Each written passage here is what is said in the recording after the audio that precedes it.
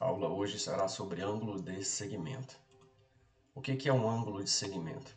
A definição diz que ângulo de segmento ele tem o vértice na circunferência, um lado secante e outro lado tangente à circunferência. Vamos entender.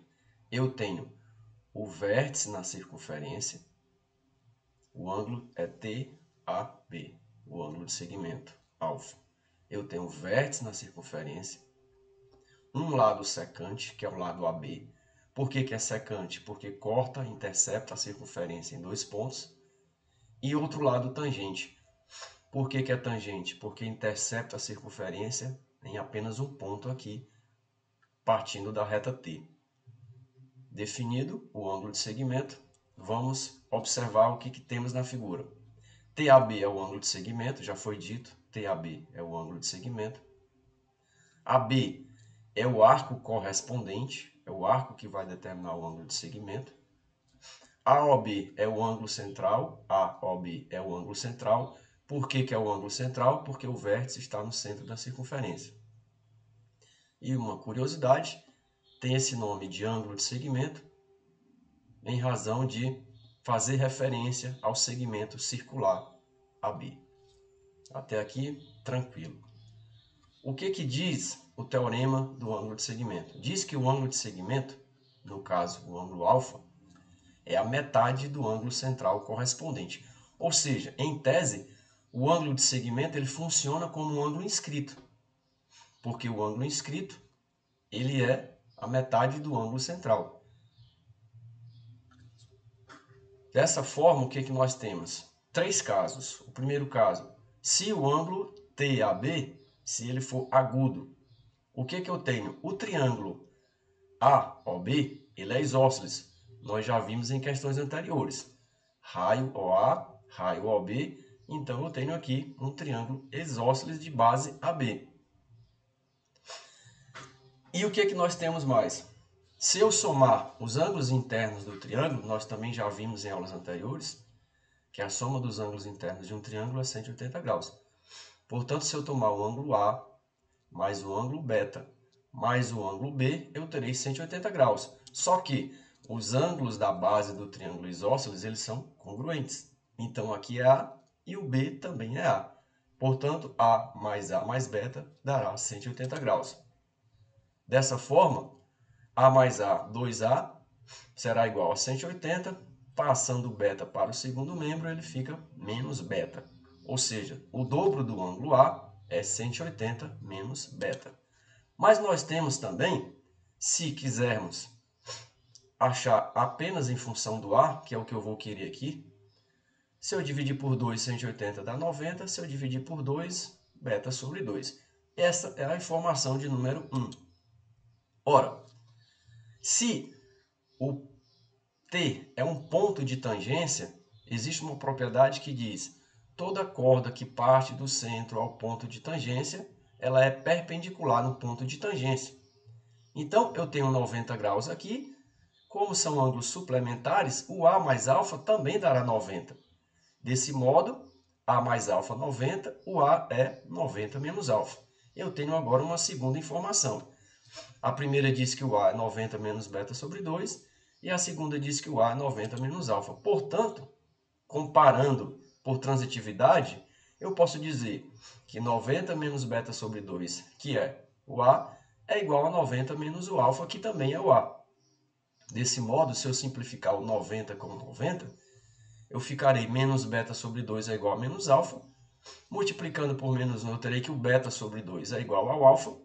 E, portanto, eu posso garantir que o alfa é a metade do beta, como queríamos demonstrar. O ângulo inscrito, nesse caso um ângulo de segmento, ele é a metade do ângulo central. Parte 1, provada.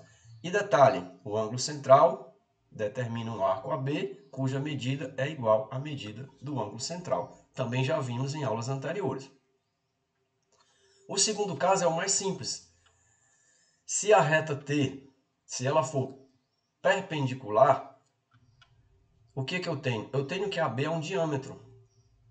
Se AB é um diâmetro, aqui é 90 graus no ponto de tangência, são adjacentes suplementares, portanto, o ângulo também será 90 graus. Nesse caso, o arco AB é 180 graus, que é a semicircunferência, e o ângulo de segmento TAB será 90 graus, que é a metade do arco. E o terceiro caso é quando eu tenho um ângulo obtuso. TAB vai me dar um ângulo obtuso na região vermelha aqui. Nós já vimos no primeiro caso o seguinte, que o ângulo central beta é a metade. O ângulo central beta ele determina o arco AB e o ângulo alfa é a metade do ângulo central beta. Nós já vimos essa relação no primeiro caso. O ângulo de segmento alfa para um ângulo agudo é a metade do ângulo central beta. Mas o que acontece? Aqui eu tenho dois ângulos adjacentes suplementares. Então, gama mais alfa dá 180 graus.